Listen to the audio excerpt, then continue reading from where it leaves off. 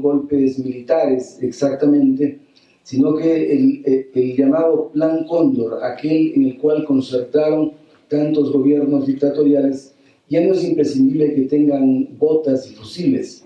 Probablemente solo se requiere de micrófonos, de cámaras y obviamente de muchísimo dinero, que en este caso es lo que también está en juego. Por eso saludamos de nuevo a Fander Falconi y le pedimos que nos diga cómo encuentra ese Brasil, esas fuerzas democráticas, progresistas, cuánto podrán resistir, qué es lo que está pasando en la geopolítica también, qué peso tendría para los países dominantes, digas Estados Unidos específicamente, si es que Dilma saliera del poder. Eso podría desencadenar en el resto de países de América Latina un conflicto mayor.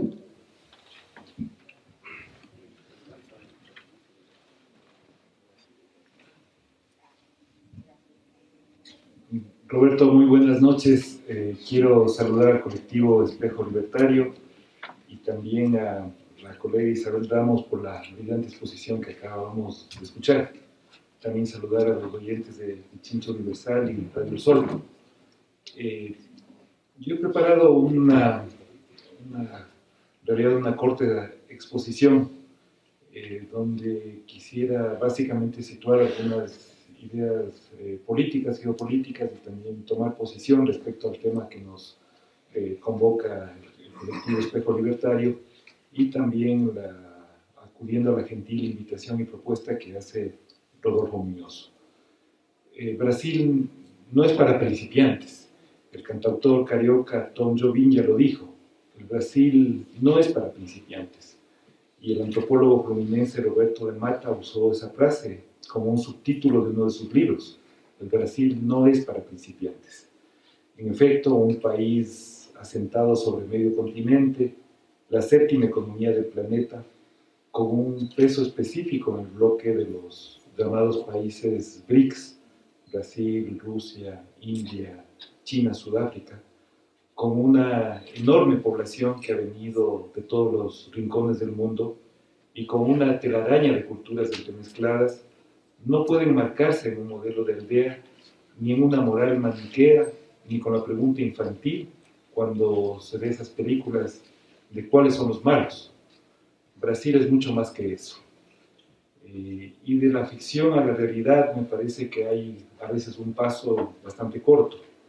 Parecería que la maldición del péndulo político nos persiguiera a los latinoamericanos.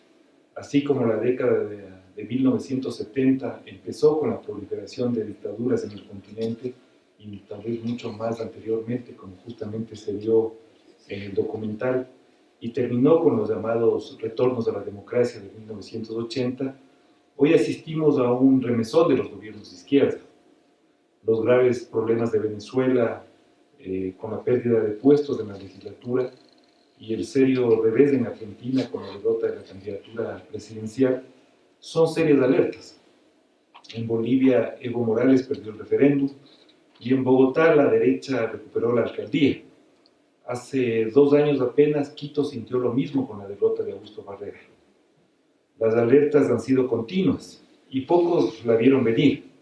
Ahora, ante una realidad que no puede negarse, los elementos conscientes de la izquierda buscan renovarse y evitar el desastre que significaría en algunos casos y que ya significan, como en el caso de Quito y Argentina, el regreso triunfal de la derecha. Argentina es la muestra fehaciente, es el ejemplo claro de los riesgos de caer en los aspectos de privatización, ajustes estructurales y neoliberalismo. En apenas 100 días de desgobierno, hemos asistido a todo ámbito de pérdida de soberanía en su negociación con la deuda, de despidos masivos, de una implantación del neoliberalismo y apenas hace pocos días la propia Más Media alertaba sobre el crecimiento de la pobreza en apenas pocos meses de gobierno. Las derechas siempre han contado con el apoyo imperial, porque son más dóciles con el proceso de dominación. Que el imperio nos siga considerando su patio trasero se evidencia en la actual campaña electoral, desde la tosca verborrea de Donald Trump, hasta el discurso suavizado de Hillary Clinton.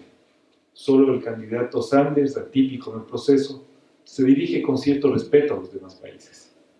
La derecha latinoamericana, aprovechando la crisis internacional, pero tratando de hacerle parecer más bien como mal manejo local, tratará de recuperar el terreno perdido. Su propuesta de llegar al poder es conocida y probada como receta del hambre: libre comercio, austeridad en lo social, más exportaciones de materias primas y alimentos, poca industrialización, privatización del patrimonio de los ciudadanos. Esta derecha a la que nos enfrentamos está más unida que antes, se ha preparado y conoce las debilidades de una izquierda que ya ha conocido el desgaste del poder. Hasta en forma tecnológica está mejor preparada, pues usa las redes sociales a su favor y aprovecha los mensajes de los medios de comunicación, mayoritariamente en su línea, como nos acaba de describir muy bien Isabel. De hecho, el propio Emir Sader, que estuvo recientemente aquí en nuestro país, concretamente en la ciudad de Guayaquil, donde pudimos participar en un foro conjunto sobre propuestas y posibilidades de acciones conjuntas de la izquierda latinoamericana, escribía un reciente artículo donde decía: el gran reto, quizás, o el gran desafío, hasta cierto punto incluso incumplido, de las izquierdas latinoamericanas en el poder, ha sido el real cambio de las relaciones de poder. Yo creo que tenemos ahí un reto fundamental. ¿Hasta qué punto nosotros hemos logrado cambiar esas relaciones de poder? Ese maritaje tan bien explicado entre oligarquía y medios. Y quizás por eso es importante reafirmar y volver la cara a la sociedad, plantearnos aspectos de vida en común, aspectos de corresponsabilidad en nuestras políticas públicas, en nuestra acción conjunta.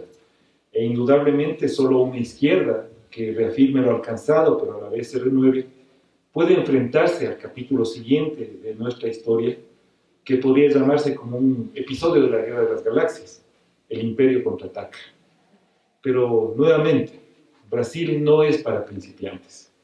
Al mirar el actual problema político del Brasil, un observador principiante podría pensar que la corrupción se cura con un cambio de gobierno, como si la piel reseca se curara mojándose. Pero el asunto es más complejo. La corrupción es un tema judicial y allí debe ventilarse. La corrupción siempre es condenable, y más si el propio sistema lo incuba. No solo el sistema judicial, inherente y corrupto en muchos de los países latinoamericanos, y estamos viendo el rol que juega en la crisis brasilera, sino todo el poder mundial.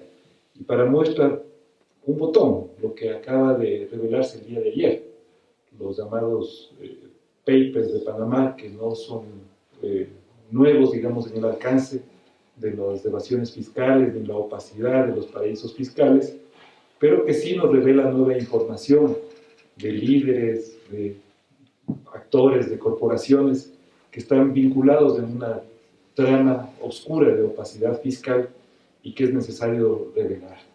Y justamente esa trama de opacidad muchas veces viene dado por los ricos del planeta, no necesariamente por los pobres, a los que muchas veces se los estigmatiza. Pero eso de querer derrocar a un gobierno progresista y volver a un pasado elitista y discriminatorio sería un retroceso para este gran país. Un artículo de Igor Fuster, publicado recientemente en ARAI, lo dice en forma clara, y lo cito: el pedido de destitución de la presidenta Dilma Rousseff no tiene nada que ver con la Operación Lava Jato, ni con ninguna otra iniciativa de combate de corrupción. Dilma no es acusada de robar un centavo, ningún centavo. El pretexto utilizado por los políticos de oposición es el llamado maquillaje fiscal, y que es un procedimiento de gestión del presupuesto público de rutina en todos los niveles de gobierno, federal, estatal y municipal, y fue adoptado en los mandatos de Fernando Enrique Cardoso y Lula sin ningún problema. Ella simplemente puso el dinero de la Caixa Económica Federal en programas sociales para poder cerrar las cuentas, y al año siguiente devolvió el dinero a la caja. Es decir, no hay ningún problema asociado con corrupción en el pedido de la institución de Dilma. Por eso creo que es importante reafirmar algunas ideas fundamentales. Brasil merece progresar a una nueva era. América Latina está con Brasil. Nosotros estamos con Brasil. Estamos con la legítima presidenta electa por voluntad del pueblo brasileño. Muchas gracias.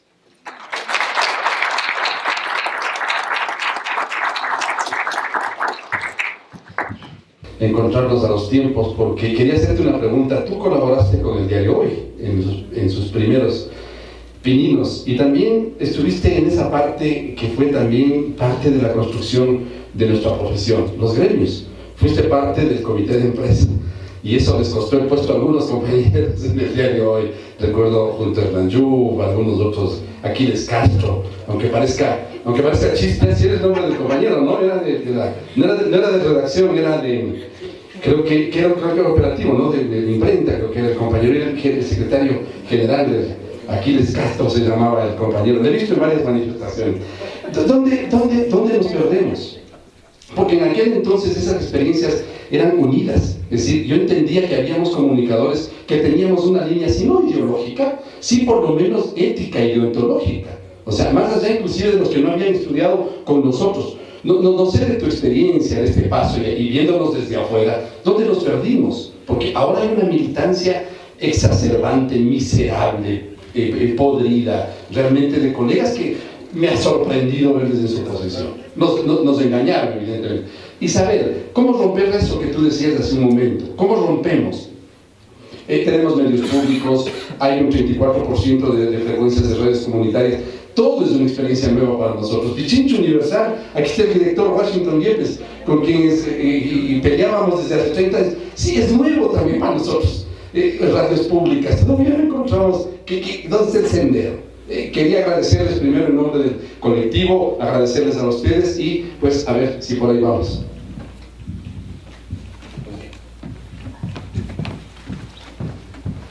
Bueno, muchas gracias por tu comentario, la pregunta.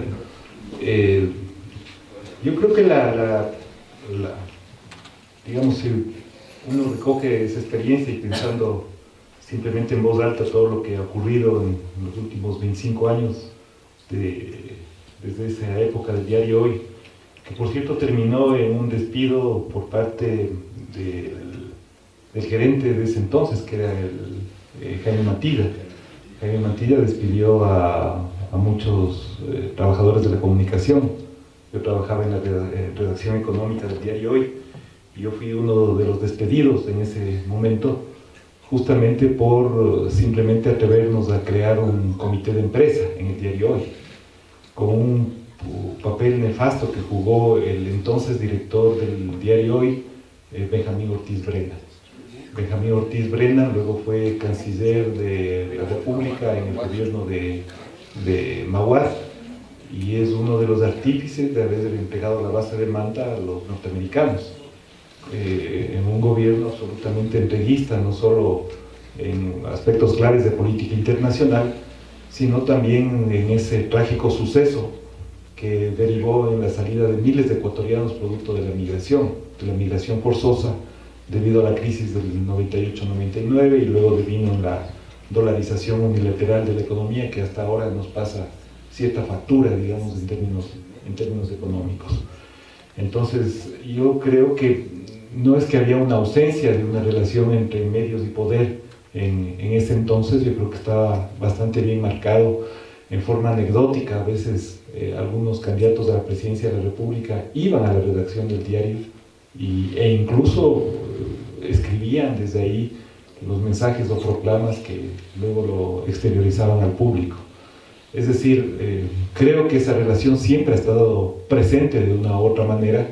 Tal vez ahora se expresa en forma mucho más sofisticada, porque evidentemente la comunicación ha cambiado notablemente. El vértigo de la comunicación es impensable lo que teníamos hace 25, 30 años, dada la predominancia de las redes sociales, la información es tan instantánea y a ratos la desinformación, porque también hace perder un conjunto de contenidos esenciales que podía tener una nota. En todo caso, digamos, más allá del tema, también un reconocimiento a lo que fue el Diario Hoy. El Diario Hoy irrumpió en la escena nacional en ese momento como una alternativa en formato de diseño, en formato gráfico, en las notas de redacción económica que se hacían, y hubo grandes editorialistas y analistas que pasaron por la redacción del diario, y ciertamente se generó una especie de escuela, y también grandes compañeros como los que tú has mencionado, que pasaron por el Diario Hoy. Yo creo que el punto clave, digamos, más ahora en forma actual, o el gran reto que tenemos, digamos, es democratizar la palabra. Yo creo que aún tenemos obstáculos, digamos, bastante importantes para generar un proceso de diálogo mucho más constructivo con la sociedad. Yo creo que por el lado de los grandes medios, digamos, todavía hay una obstrucción real a otro tipo de posibilidades mediáticas, expresiones, características, fuerzas sociales emergentes, temas que pasan en la actualidad, el tratamiento de los temas. Y es impresionante, y si uno le sigue el tema de coyuntura, digamos, en este momento, el tema de coyuntura internacional, que es la filtración de estos papeles de este consorcio, digamos, que hacía edificación de estructuras financieras, societarias y corporativas en Panamá, y las dirigía al propio Estado de Panamá o otros paraísos fiscales. El tema mediático, por ejemplo, aquí en la prensa del Ecuador se situó en 3 nombres, ocultando todas las implicaciones que tiene el haber generado un proceso de paraísos por parte de las corporaciones, incluso ecuatorianas, que entiendo que poco a poco irá desenrollándose este oído hasta llegar a un conocimiento mucho más cabal, pero más profundamente a revelar, digamos, las esencias de un sistema que es corrupto en sí. El sistema capitalista es corrupto en sí. El ansia ilimitada de enriquecimiento, el consumismo desmedido, el desboque de los aspectos productivos y el deterioro del medio natural no es lo que se condena en sí. Y esta opulencia, digamos, de los ricos que quieren ser más ricos y ocultar su dinero en mecanismos de opacidad, porque finalmente el perjuicio, digamos, de una estructura financiera como la que estamos observando, que en donde están jefes de Estado, deportistas, celebridades, gente del espectáculo, es que finalmente se está dejando de tributar o pagar impuestos en nuestras sociedades en detrimento de los sectores que más necesitan en términos de educación, salud, de infraestructura productiva o lo que fuera, y en términos de reducir distancias sociales. Es decir, es un detrimento social claramente alrededor de este tipo de mecanismos. Y la lógica sería condenar más bien los mecanismos relacionados con paraísos fiscales o opacidad. Y no hemos visto, al menos del día de hoy, la resonancia de eso, por ejemplo, en los medios, ha sido completamente distinta, digamos, el punto de debate. E incluso te lo podría decir en forma muy absolutamente particular. Yo he sido víctima el día de hoy de un ataque mediático de los grupos de poder. De los grupos de poder. Tengo 2 editoriales, uno escrito por ese señor Hernández, digamos, que actúa o funge de periodista en Cuatro Pelagatos, por Martín Pallares, que han escrito sendos editoriales, digamos, públicos, por una posición claramente política respecto al tema de redistribución de los ingresos. Entonces, cuando uno piensa así las cosas, diría que tampoco es que han cambiado tan ostensiblemente los mecanismos de expresión, de democratización de la palabra. Quizás en el caso ecuatoriano puede ser distinto, y a veces yo no soy especialista en esto de ninguna manera.